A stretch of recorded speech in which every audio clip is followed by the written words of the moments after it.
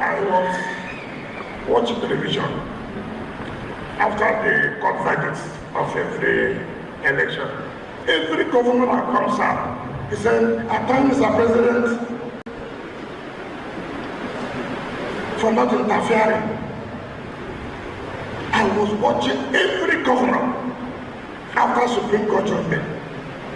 After they thank God, the next one is who? Mr. President. Thank you so much. I'm your producer, Great. Not too long ago, Wike told us how all the governors, the Supreme Court declared winners of the 2023 governorship election in their states, how they were all grateful to President Bola Ahmed Tinubu, and they were thanking him for not interfering. One after the other, they were thanking President Bola Ahmed Tinubu for not interfering. So Wike was celebrating it. That, can you see? They all appreciated President Bola Ahmed Tinubu for not interfering. Very shameful that Wike did not even know the implication of what he was saying.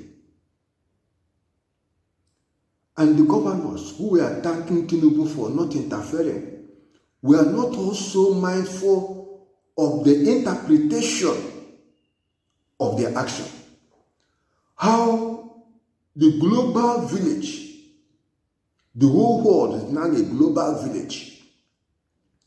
How the world will look at the development that governors are grateful to Bola Ahmed Tinubu for not interfering in the court process.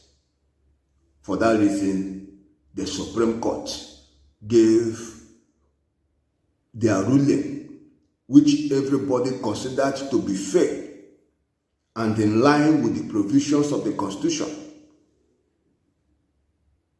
So, they all were saying something that people should take home. They were indirectly painting the president black. Because when you are thanking an individual for not interfering, you are indirectly saying he is known to be the one that will decide. In a civilized society, in developed countries, I'm talking about nations governed by law, it is unheard of that the sitting president will decide what the court will pronounce. It's unheard of. Nobody in America or Britain or any civilized society will thank their president or prime minister or whosoever for not interfering. It is not done. Because they know under no circumstances whatsoever would the president or prime minister interfere with court proceedings, decide what will be the final outcome of a case that is before the judiciary. They already know it can never happen. The judiciary in civilized society, in nations governed by law, they are established institutions that cannot be toyed with. Unfortunately, not in Nigeria. That is why Amaewhule, the leader of the lawmakers who defected from PDP to APC and lost their seat according to the provisions of the Constitution, when appeal court gave a ruling, which they, in their low level of reasoning, consider to be in their favor, that having said the High Court in Rivers State lacked jurisdiction to entertain the matter must be taken to Federal High Court. So, Amaewhule was thanking President Bola Ahmed Tinubu for their pay cut ruling, thanking the FCT Minister Wike for their pay cut ruling. That is governed under democratic tenets.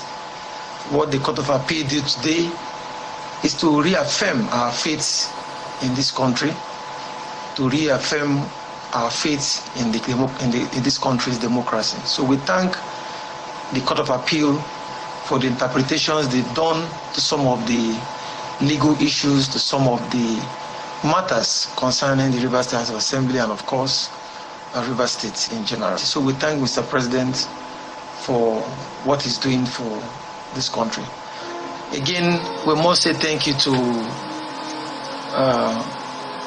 the President's Cabinet, particularly the Minister of the Federal Capital Territory. He was very grateful for President Bola Ahmed Tinubu for the good work he is doing. You can imagine a situation whereby somebody in his own understanding or interpretation considered himself to be a winner of a pay cut judgment. Then he will thank their pay cut and thank the president and thank the honorable minister. And that is where he stopped. Their pay cut, the president and the honorable minister of FCT. That is the situation of things in Nigeria.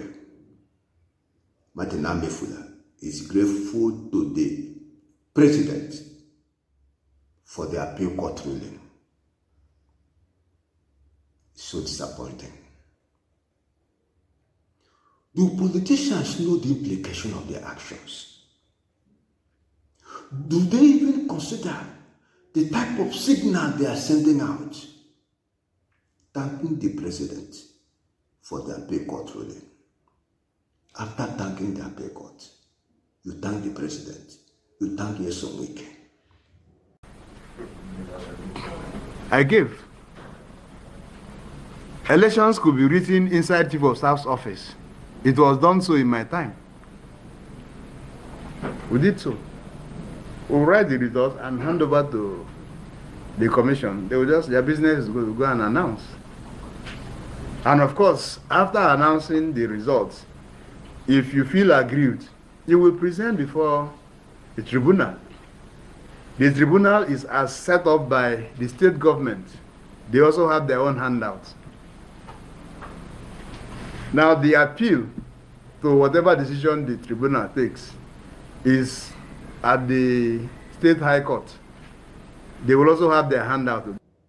That speaks volume. That speaks volume. But we already know the truth. The 25 lawmakers or 27, whatever be their number, that moved from PDP to APC have lost their seat.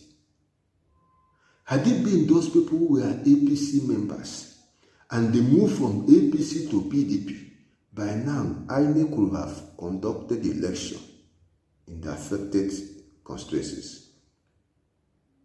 They would have conducted the election. God save Nigeria. May it please you to share this video and subscribe to this channel.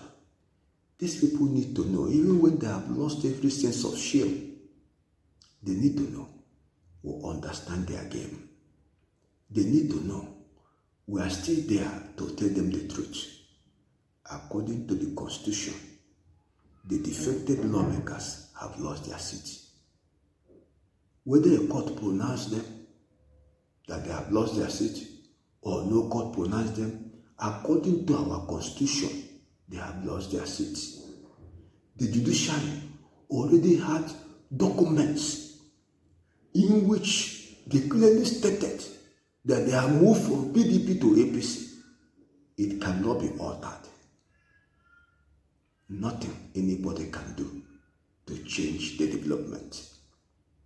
They are no longer PDP lawmakers. And by the constitution, they have lost their seat.